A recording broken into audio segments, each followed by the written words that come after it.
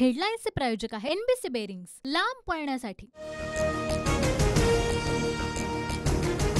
देशात तिसऱ्यांदा मोदी सरकार, पोल ऑफ पोलनुसार भाजपचं सरकार येण्याचा अंदाज। एनडीएला 346 तर इंडिया आघाडीला 162 जागा मिळण्याचा अंदाज।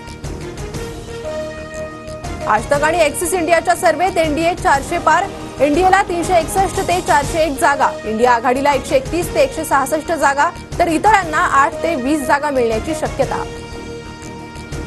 TV9 पोलस्टार्टच्या एक्झिट पोलनुसार महाविकास आघाडी महायुतीवर भारी, लोकसभा निवडणुकीत महाविकास आघाडी 25 आणि महायुती 22 तर अपक्ष 1 जागा येण्याचा एक्झिट पोलचा अंदाज।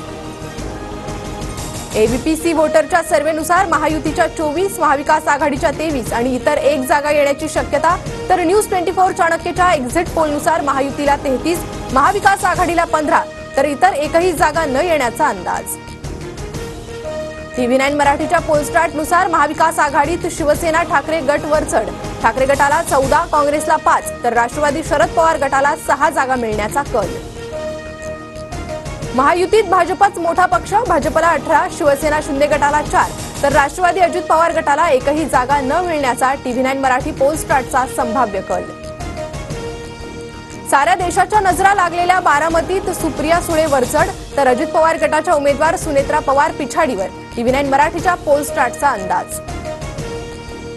मुंबई लोकसभा मतदारसंघात 6 पैकी 4 जागा महाविकास आघाडीच्या वाटेला, तर दक्षिण मध्य मुंबई आणि उत्तर मुंबईत महायुती वरचढ, TV9 पोलस्टार्टच्या एक्झिट पोलचा अंदाज। TV9 पोलस्टार्टच्या एक्झिट पोलनुसार बीडमध्ये महायुतीच्या पंकजा मुंडे आघाडीवर, तर पवार गटाचे बजरंग सोनवणे पिछाडीवर जाण्याची शक्यता। TV9 पोलस्टार्टच्या एक्झिट पोलनुसार नगरमध्ये सुजय विखेंच्या वर्चस्वाला मोठा धक्का, तर एक्झिट पोलचा अंदाज लंकेंच्या बाजूने। राज्यात महायुतीला 38 ते 41 जागा मिळतील, कार्यकर्त्यांना काम केल्याचं समाधान मिळेल, चंद्रकांत पाटलांची प्रतिक्रिया। महाविकास आघाडीला राज्यात 35 ते 40 जागा मिळतील, देशात इंडिया आघाडीचं सरकार येईल, नाना पटोलेंचा दावा, तर उद्धव ठाकरे किंगमेकरच्या भूमिकेत येतील, सचिन अहिरांना विश्वास। महाविकास आघाडीला राज्यात 35च्या आसपास जागा मिळतील, 4 तारखेला आमचाच विजय होईल, वडेट्टीवारांचा दावा।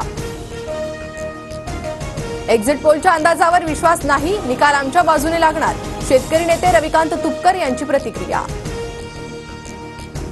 पुण्यात मुरलीधर मोहोळ यांच्या कार्यकर्त्यांकडून बॅनर, एक्झिट पोलनुसार पुण्यातून मुरलीधर मोहोळ आघाडीवर, एक्झिट पोल नंतर कार्यकर्त्यांकडून बॅनरबाजी। निकालाआधीच इंदापुरात सुनेत्रा पवारांच्या विजयाचे बॅनर, अजित पवार गटाच्या वसीम बागवान यांच्याकडून बॅनरबाजी।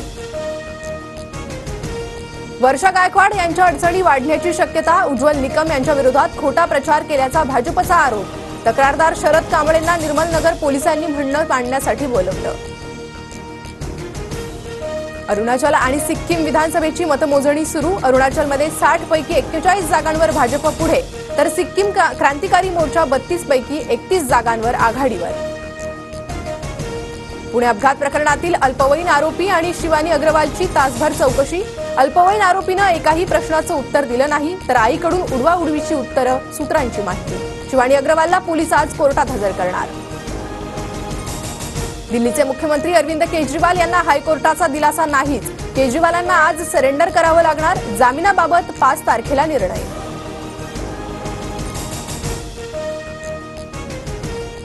हेडलाईन्सचे प्रायोजक आहे एनबीसी बेरिंग्स, लांब पळण्यासाठी।